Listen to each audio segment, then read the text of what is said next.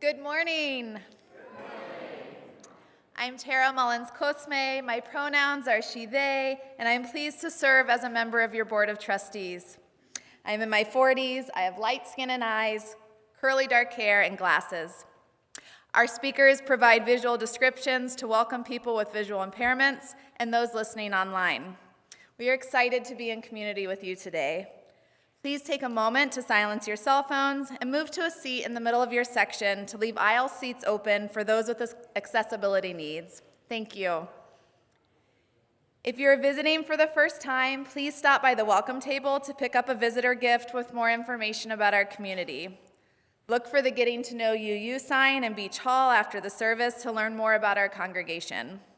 And everyone is welcome to come chat with me or another board member after the service. There's a lot going on here at First UU.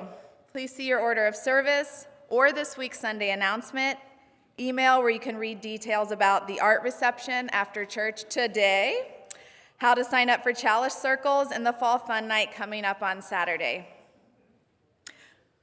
Please rise and body your spirit to sing number 131 in your gray hymnal, Love Will Guide Us.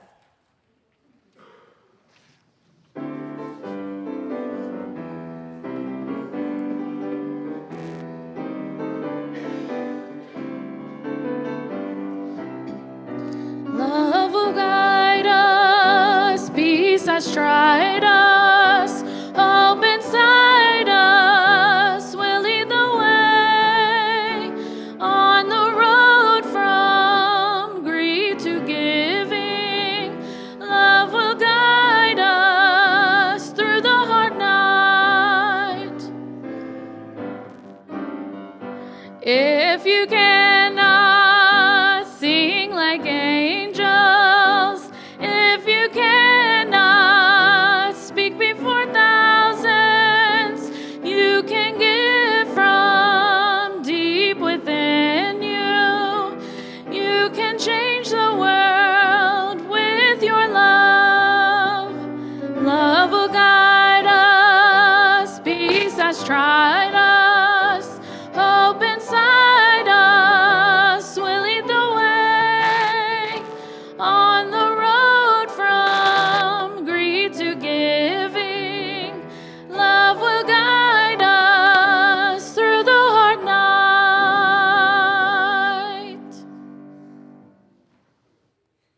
Good morning. I'm Reverend Kelly McNeil. My pronouns are she, her, and I serve as your Minister of Congregational Life. I am a white woman in her late 30s with long purple hair and clear glasses. I'm wearing a blue, tan, and white dress with a purple stole. This morning we gather on the stolen land of the Wyandotte, Miami, Seneca, Erie, Shawnee, Delaware, and Cayuga people, many of whom were forcibly removed. We support the Native American Indian Center of Central Ohio in their Land Back campaign, and we know that we have more to do to be in true relationship and solidarity with this land and those indigenous to it.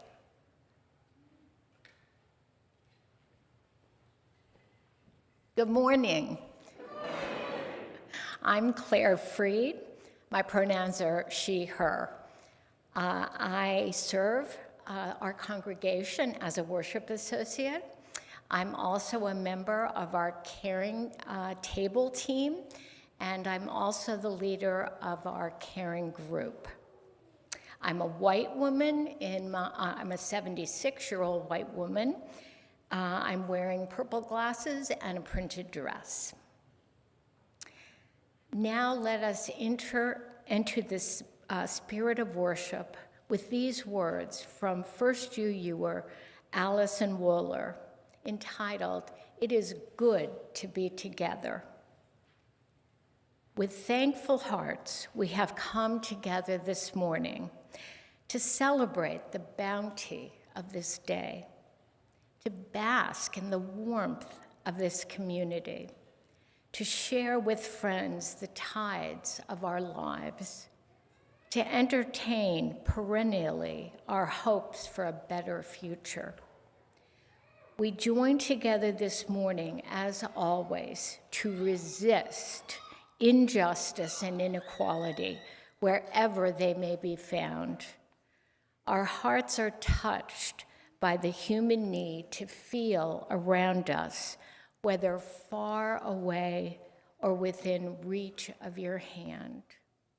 We come here to be together because this is how we believe our lives are best lived, in questioning and in conversation, in compassion and in service, in gratitude and in joy, in companionship and in love. It is truly good to be together this morning with you. It is time now for our children to meet with Gus in the back. Everyone else, please turn to your neighbor and greet each other.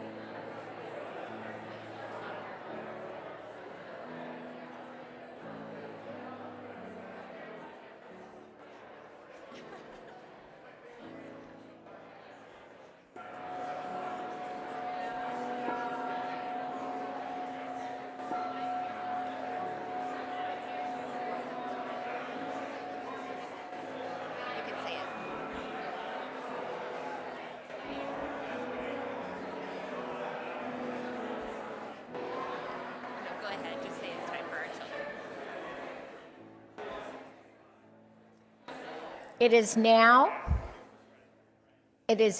time for our children to bring in the light.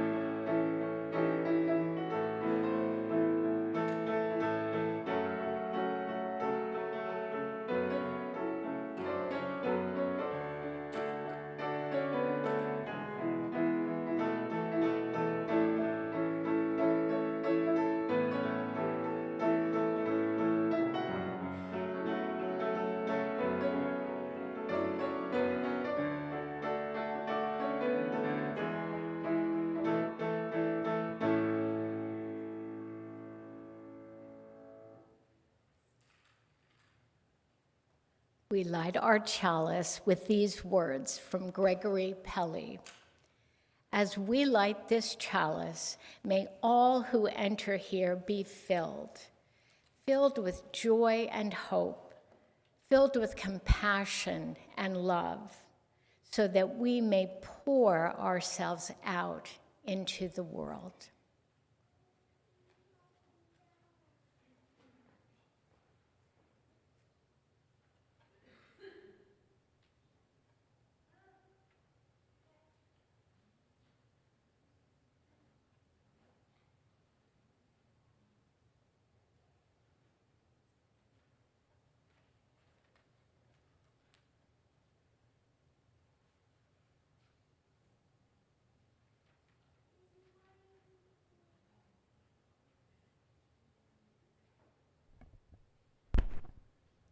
Wonderful. Thank you so much, Evie, for helping to light our chalice today. Good morning. My name is Gabe. My pronouns are he, him. I'm a member of the nominating committee and the UU Millennials Covenant Group. I'm a tall, white man in my late 30s with short hair and a beard. Today's story is called Under the Lemon Moon, written by Edith Hope Fine and illustrated by Renee King Moreno. Deep in the night, Rosalinda heard noises. Whoosh, snap. What is that? She wondered, peeking. Something was moving down by the lemon tree, heart thumping. Rosalinda crept to the door. Blanca, her pet hen, fluttered down from the rafters. Buck, buck, buck. Shh! The lemon wedge moon gave only a sliver of light. When her eyes adjusted, she saw branches shaking, and looking harder, a man with hunched shoulders was stuffing lemons into a cloth sack. Her lemons, from her tree. With Blanca under her arm, Rosalinda slipped out and hid under the scarecrow. Who is this night man? Why does he take my lemons? Scrack! Blanca flew to the scarecrow's head as Rosalinda wobbled its stick arms. Aye! Cried the night man. He grabbed his sack and fled. In the morning, Rosalinda touched the stump of a broken branch. Not a single lemon was left on the whole tree. A tear slid down her cheek.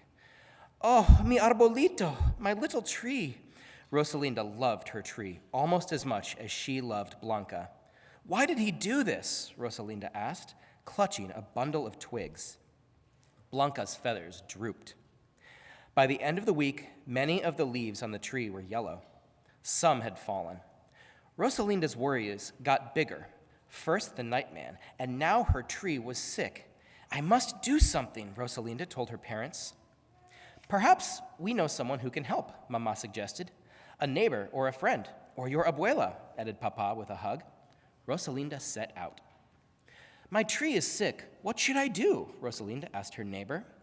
I talked to my plants, said Esmeralda, talking to her lush flower garden. I did that, thought Rosalinda. Aloud, she said, gracias. She caught up with Senor Rodolfo. My tree is sick. What should I do? She asked. Much water, he said, heading for the nearby mercado, the marketplace. I did that, thought Rosalinda. She remembered the heavy buckets of water she brought. Aloud, she said, gracias. Rosalinda's grandmother was on her porch, knitting. What should I do, abuela? It will take time for your tree to heal, mi hija, she said. I will light a candle for you. I haven't done that, thought Rosalinda. Aloud, she said, gracias, abuelita. Abuela eased the worries from Rosalinda's forehead with a warm hand. The candle will help. Perhaps it will summon La Anciana, the old one. She helps things grow. Tell me again, abuela, asked Rosalinda. For many years of full moons, it has been said that there lives a wise old woman with gentle eyes. She walks the countryside, helping things grow, bringing rain and making crops grow strong and tall. Where can I find her? No one knows, but they say La Anciana will come when she is needed. Rosalinda thought hard. I need you. Please come, Anciana. All day and night, Rosalinda waited, but La Anciana did not come. Be back by sundown, called Papa early the next morning. Rosalinda waved as she and Blanca left the house. She walked and walked, searching. Blanca's "puck, puck, puck" at her heels. Everywhere they went, Rosalinda called, "Anciana! Anciana!" La Anciana did not answer. "Maybe she isn't real," Rosalinda said to Blanca. "Buck, buck," clucked the hen, as if she understood. As the sun dipped lower, they circled back through the mercado with its colorful stalls and busy shoppers. Then Rosalinda stopped. "Limones," said a sign on the last stall. Behind a man, a woman rocked a baby. Their 2 small children played nearby with pebbles. Rosalinda knew this man with hunched shoulders. He was the Nightman, and his lemons were hers. Rosalinda shivered. She and Blanca ducked behind a stall.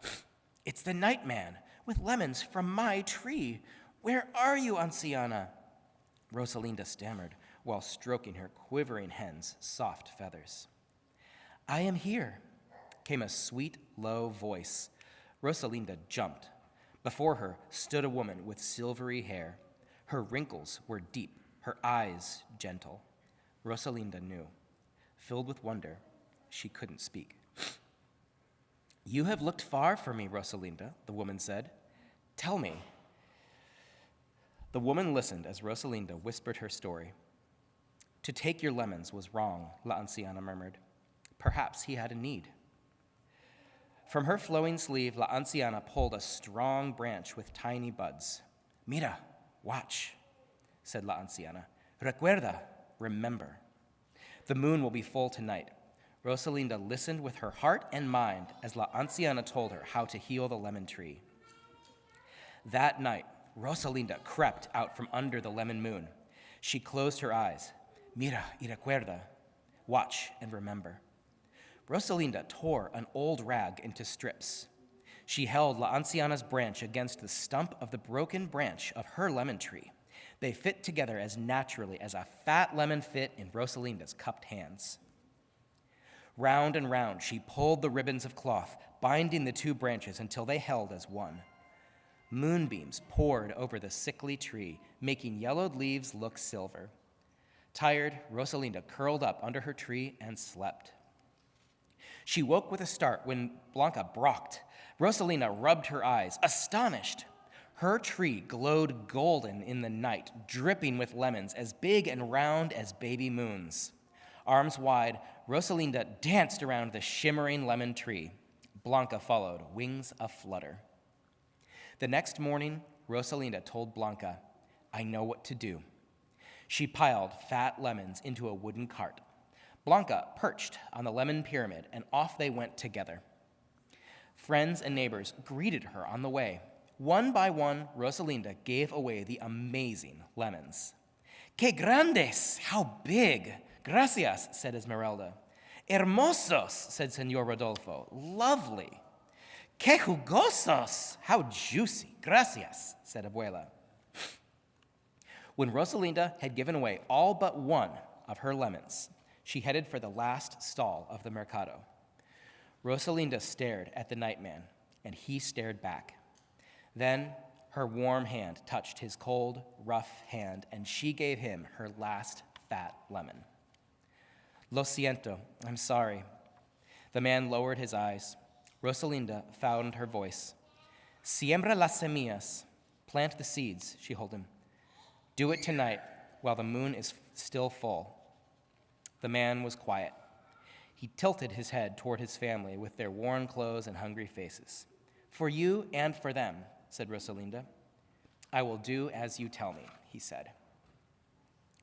Rosalinda smiled. With a puck, puck, puck, Blanca flip-flapped into the little cart for the ride home. She settled in, content. Rosalinda felt content too. Except for one fat hen, Rosalinda's cart was empty, but her heart was as full as a lemon moon. The end.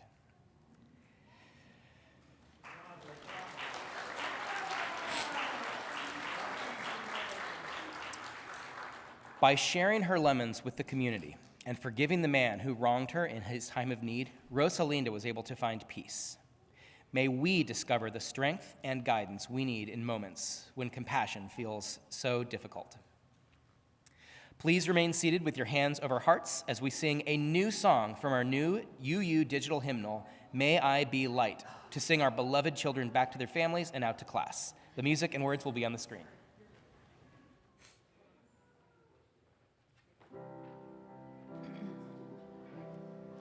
May I be light in you, may you be light in me, into our hearts, into our souls, let love abide. May I be love in you, may you be love in me, from this place out to the world for all time.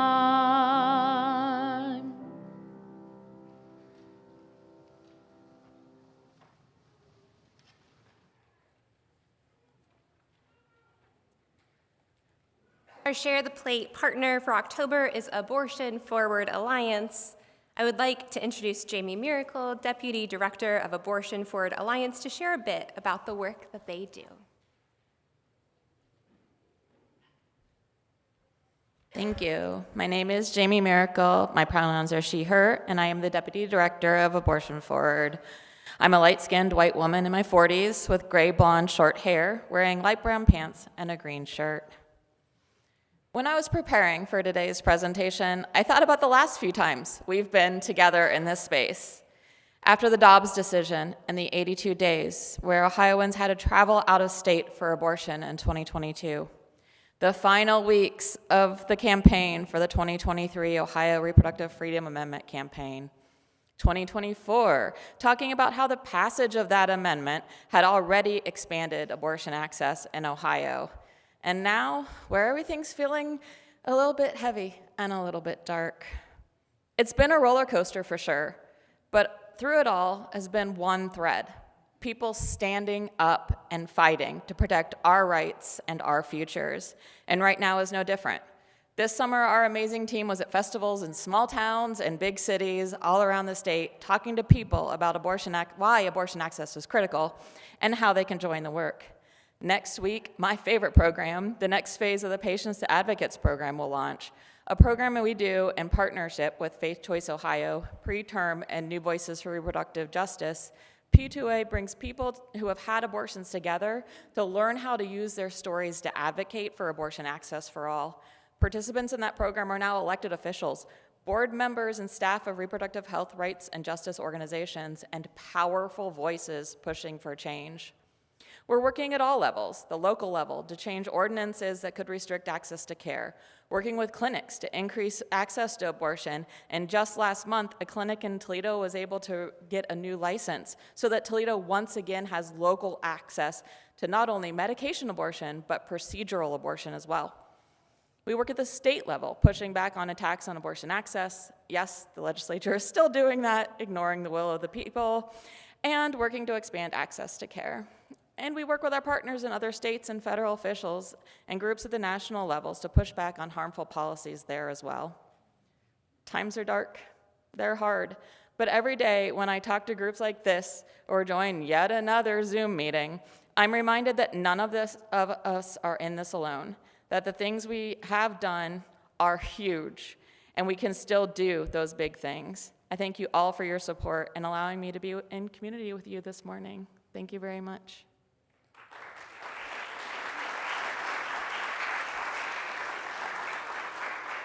Thank you, Jamie. We will now collect the offering. In addition to passing the basket, you can text to give, scan the QR code, or visit firstuucolumbus.org/donate. Thank you for your generosity.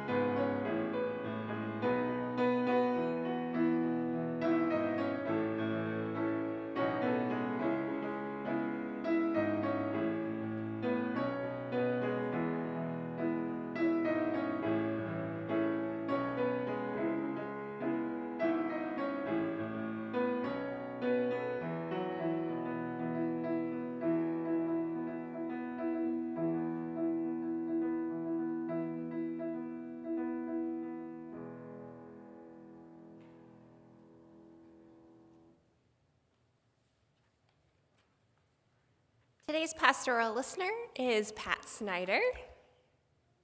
If you have something on your mind or heart today, they will be in Beach Hall after the service, and we'll be happy to listen. We have some joys and sorrows from our community to share with you this morning, and there are 2 caring cards to sign in Beach Hall after the service. Congratulations to Claudia Bowles, who announces the marriage of her daughter Kelsey to Daniel. They got married on Saturday, September 27th. The ceremony was legally performed by a very sparkly marionette named Demi Star at the historic Bob Barker Theater in Highland Park. A joyous and silly time was had by all. And we send our condolences to Nancy McDonald Kenworthy, whose brother Tom passed away on September 18th after a long illness. I now invite you to join me in the spirit of prayer with the words from the Reverend Michelle Collins entitled, Prayer for Cultivating Compassion When It Feels Difficult. Spirit of community, we name the truth. There are people who make love feel impossible, who push every button we didn't know we had, who seem almost designed to test the very limits of our humanity. Our hearts contract around these relationships like fists, protecting old wounds that never quite healed. We itemize their faults, build cases for our justified anger, forget that they too were once children who needed tenderness. Grant us compassion to see past the armor to the wounds beneath. Help us recognize that cruelty is often just pain that has nowhere else to go, that the hardest people to love are frequently those who most desperately need it. This does not mean accepting harm or abandoning boundaries, but may we find the fierce grace to hold both protection and compassion, remembering that even the most difficult souls are traveling their own mysterious journey toward healing. When love feels impossible, help us choose dignity anyway. When understanding fails, let kindness remain. Amen. Blessed be. I will now ring our temple bell as we have a moment of silence together.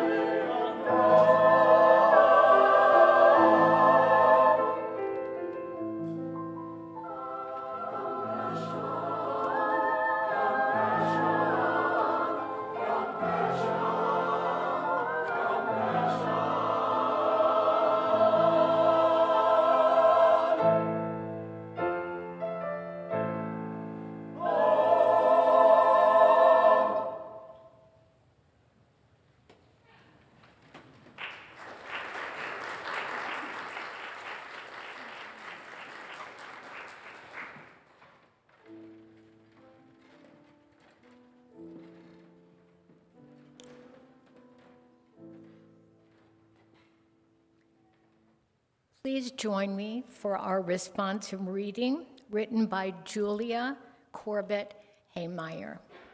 You will read the italicized sentences. In the face of hate, we answer the call of love.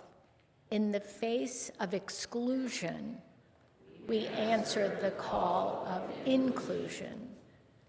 In the face of homophobia, we answer the call of LGBTQ rights. In the face of racism, we answer the call of justice for all races. In the face of xenophobia, we answer the call of pluralism. In the face of misogyny, we answer the call of women's rights. In the face of demagoguery, we answer the call of reason. In the face of religious intolerance, we answer the call of diversity. In the face of narrow nationalism, we answer the call of global unity. In the face of bigotry, we answer the call of open-mindedness. In the face of despair, we answer the call of hope. As Unitarian Universalists, we answer the call of love.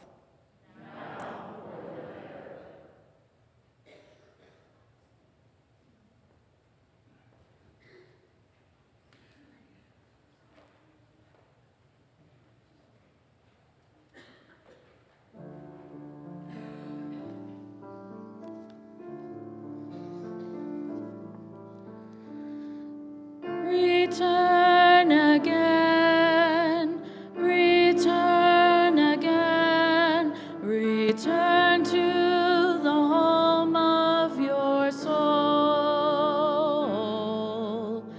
Return again, return again, return to the home of your soul.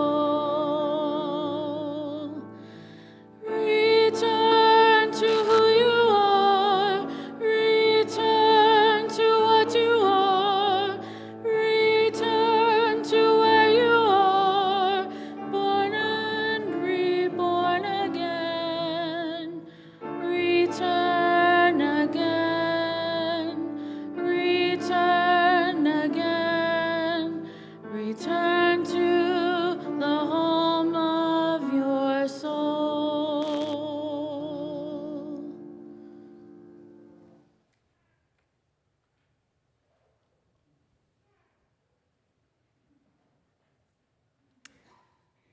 Living on the Lower East Side, artist Jim Power has been working since 1985 on what he refers to as the Mosaic Trail. Jim lived on the streets of the Lower East Side, covering the light poles with beautiful mosaics representing the history of the neighborhood. In a short documentary on YouTube, Jim talks about what the area looked like when he began, relating it to London during World War II. He describes how meaningful the projects he works on are for him and those in the neighborhood, citing neighbors standing in front of the light poles during a push from then Mayor Giuliani to clean up the neighborhood, which led to 50 of his light poles being demolished. The Mosaic Man, as he is lovingly referred, didn't let this deter him, and instead he got right back to work. At the time of the documentary, he was up to 85 light poles covered with his beautiful designs, which he says represents a return to the soul of the neighborhood. Over the past year, we've talked a lot about the new UU value statements that modernized our 8 principles, adding covenanting elements to remind us to a call to action, not just passive beliefs or ideas. At the center of these newly articulated value statements lies the core of love. Love is at the center of who we are and what we are called to as Unitarian Universalists. Our UUA president, the Reverend Sophia Betancourt, writes, Unitarian Universalists have long understood ourselves to be bearers of love and justice in the world, those who show up for peace and freedom, who side with love in the face of all that would otherwise diminish our humanity. It is meaningful when a community of people known for diverse and divergent beliefs builds consensus on something this impactful. Love is what we express as our highest value every time, larger than life, right at the center of our living tradition. Our pressing task now is to ask ourselves and each other how this understanding calls us forward, individually and collectively. We may agree that love is central, but what does that mean to us, and what does it require of us? Our small groups, which we now call Chalice circles, but used to be referred to as covenant groups, will be examining this very question over the course of this year. I highly encourage all of us to consider registering for one of these groups, which, as a reminder, registration closes on Saturday, so be sure to register soon. But this isn't just a shameless plug from your minister of congregational life. This is a call to all of us.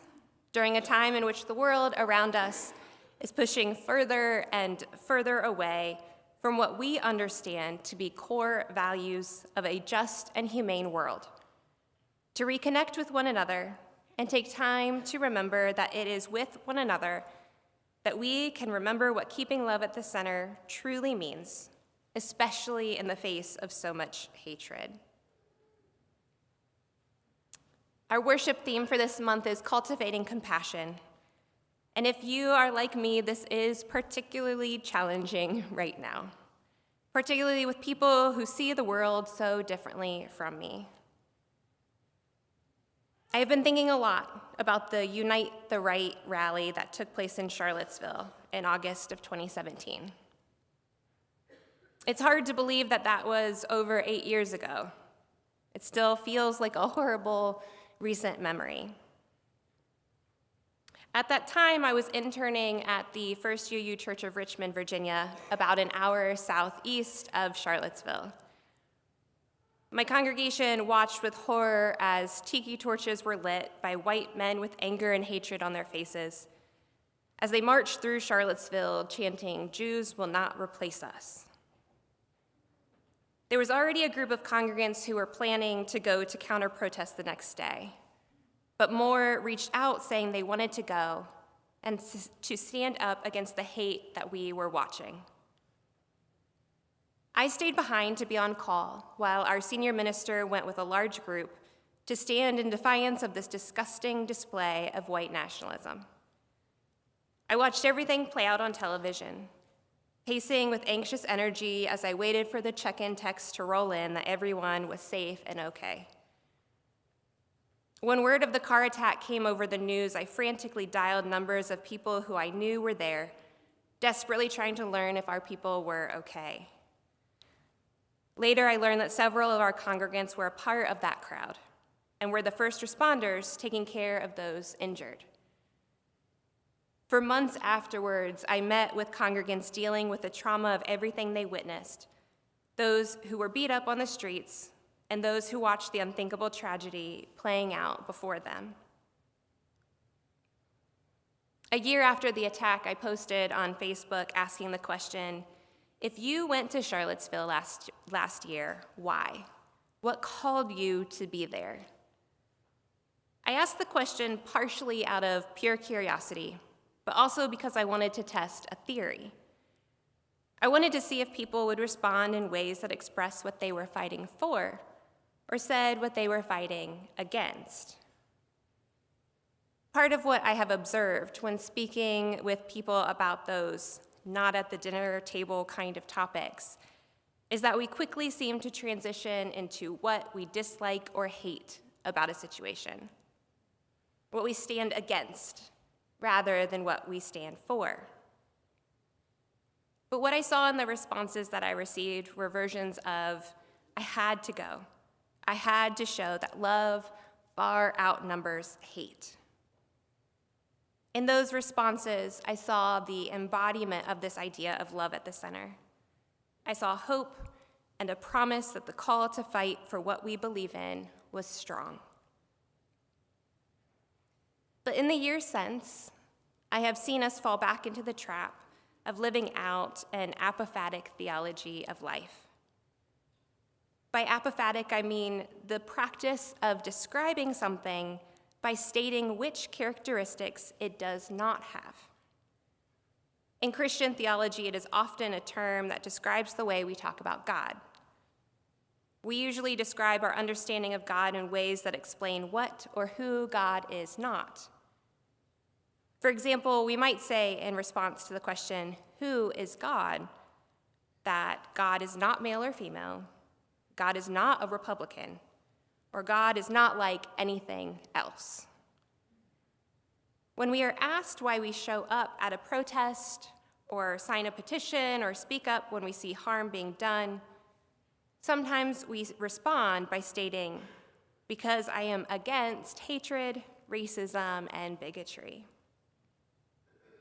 But as UUs, I believe we are called to go one step further and fight for, rather than solely fighting against. I have seen too many activist friends get burnt out because they go to work every day with the mindset that they are fighting against something. That something is usually a large, seemingly unmovable social system or idea that has been around since the beginning of time. And if we do our work in the mindset that we must fight in opposition to something all the time, we start to see everything as a fight.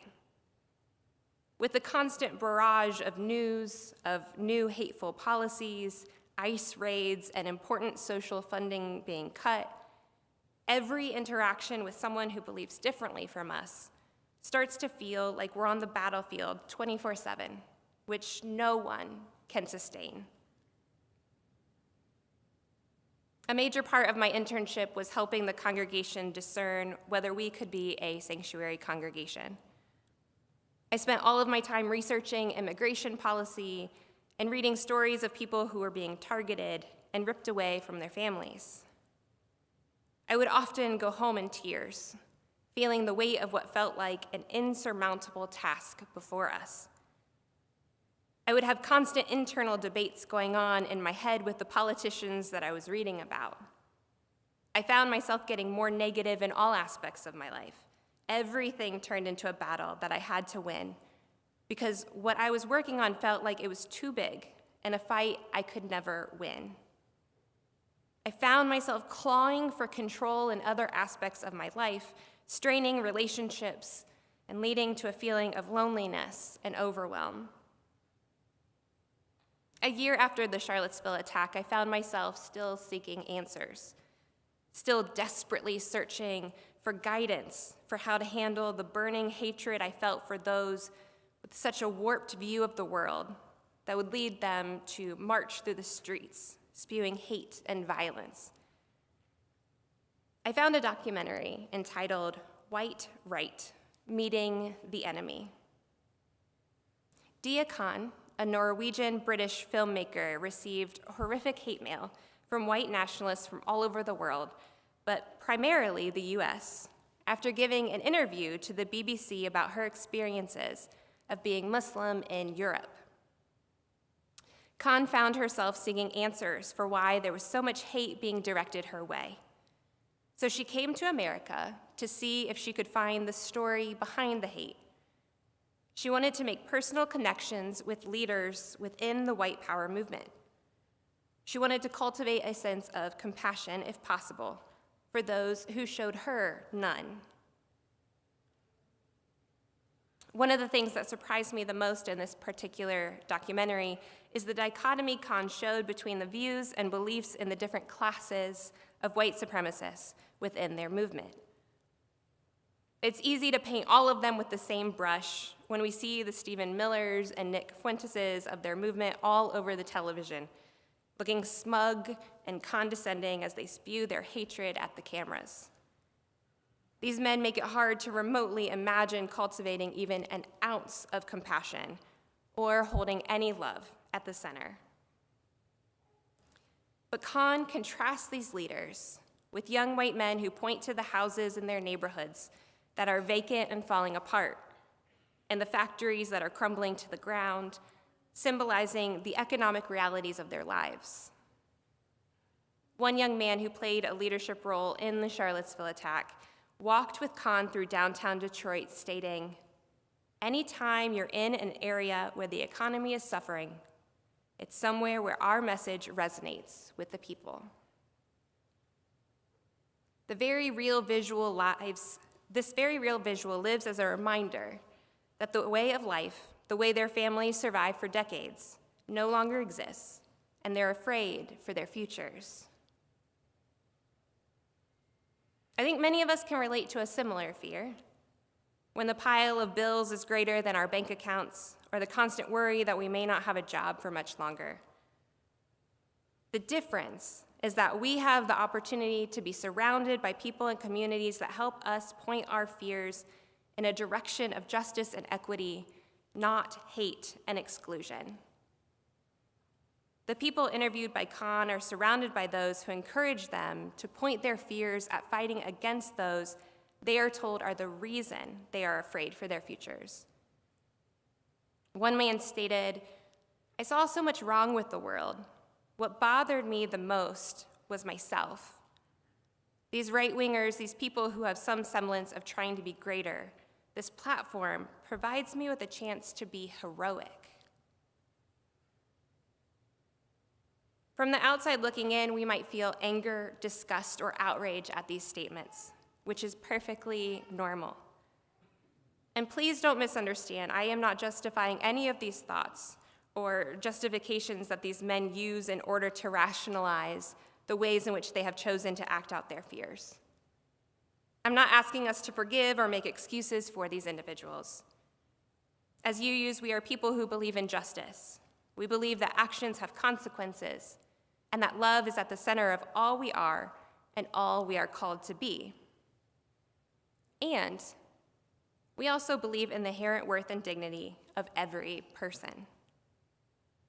We know that the laws of this land only benefit the wealthy white men at the top, that they have been used to pin different communities against one another, so we don't rise up and overthrow those who hold on to power like Scrooge McDuck holds on to his gold coins. We know that we and our children have been fed lies and stories of a just and fair United States, ignoring the realities of what our ancestors did to steal this land and her resources. Ibram Kendi, author of Stamped from the Beginning, The Definitive History of Racist Ideas in America, states, "We have been taught that ignorance and hate lead to racist ideas, lead to racist policies. If the fundamental problem is ignorance and hate, then your solutions are going to be focused on education and love and persuasion. But of course, my book shows that the actual foundation of racism is not ignorance and hate, but self-interest, particularly economic, political, and cultural." This idea was illustrated by the white nationalist leader in downtown Detroit, who made the claim that his message resonates wherever the economy is suffering. The hard and difficult truth is that Unitarian Universalism is predominantly a white religious tradition. We hold our own fears, struggles, and worries that keep us from truly embracing the beloved community that we say we fight for. We often use our privilege to avoid having difficult conversations, to avoid cultivating compassion for those who espouse hateful rhetoric. But are we truly living into our values? Are we truly cultivating compassion for our siblings of color, our siblings who have disabilities, our siblings who experience discrimination every moment of their lives simply for existing, if we continue to avoid doing this work? Or are we sitting back and hiding behind our wall of anger, protected by the fact that we happen to have been born into bodies that are not viewed as inherently less than? Cultivating compassion does not mean agreeing with, making excuses for, or letting hate and bigotry off the hook. It does not mean that we stop fighting for justice and reparations, for equal and fair consequences for actions. Cultivating compassion for others means that we go deeper. In the documentary, Khan showed that by going past the hate and fear and talking person to person, she was able to start having the deeper, richer, more important discussions that got to the heart of the resentment.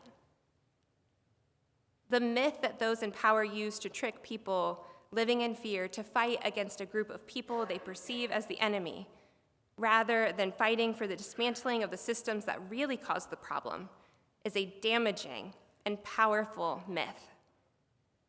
But rather than responding with fear, placing blame on the other for the crumbling world around us, we can take a lesson from the Mosaic Man, creating beauty out of the chaos and bringing the community together through a shared history.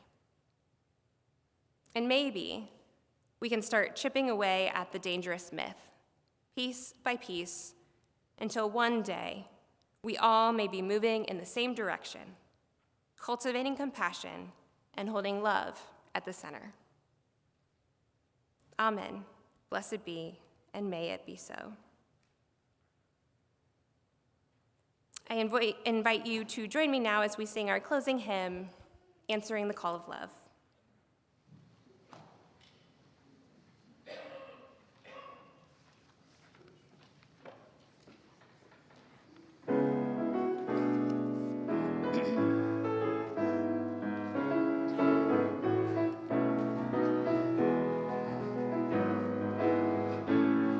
The promise of the Spirit, faith, hope, and love abide, and so every soul is blessed, made whole. The truth in our heart is our guide.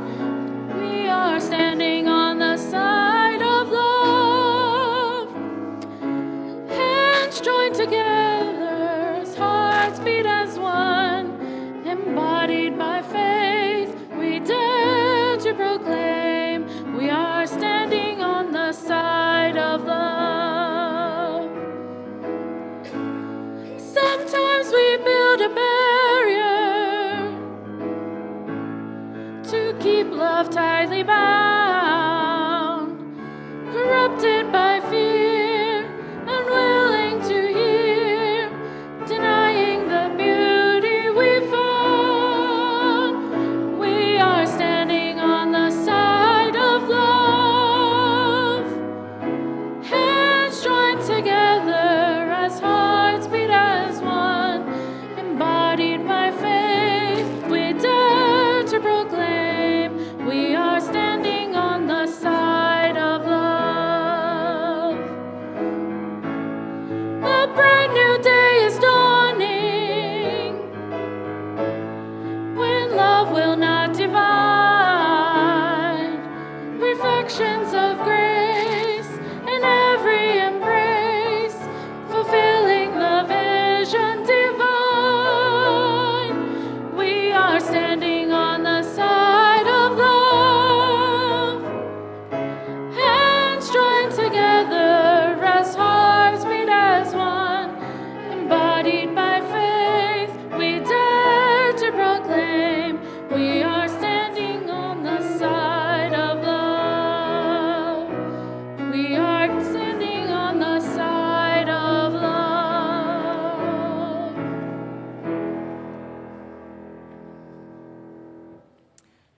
I leave us with these parting words from the Reverend Dr. David Breeden.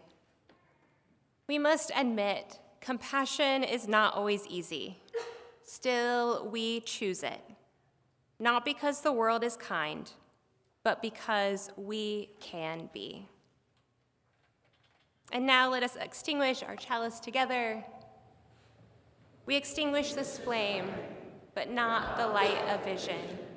As we go forth, let us heal and transform ourselves and our world through reason and love.